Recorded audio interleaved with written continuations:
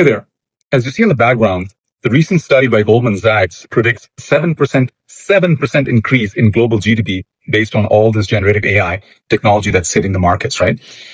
If you do the math, that's around 7 trillion with a T, right? That's a lot of big numbers, right? When you look at other studies, there's some more conservative numbers. For example, the MIT study that came out from Barron, the famous economist, that's more around 1 to 2% in the next 10 years. And then there was a Penn Wharton budget study that says it's around 1.5 or so percent in the next 10 years. After that, there's a little bit more increase. Whatever you look at it, yes, the number is huge.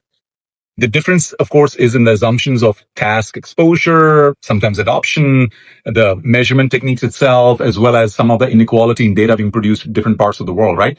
But the way you look at it is transformative technology. It'll change the way things are. In like one of my podcasts, one of my guests mentioned that the way to think about this and new capabilities, not to reinvent what you have, but to really think completely out of the box as to what the future might entail.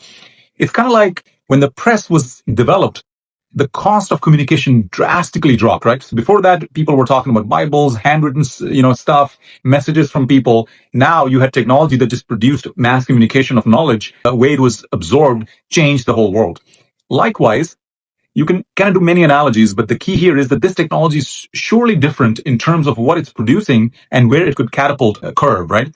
So it's important to wake up and smell the coffee and understand that this is definitely very transformative. There will be a lot of companies that are going to use this correctly.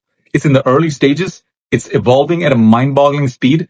The right path to adopt it is to start the experiments, streamline it through your value chain horizontally or in a certain function, and then really scale it for new modes of revenue generation and thinking of new business ideas.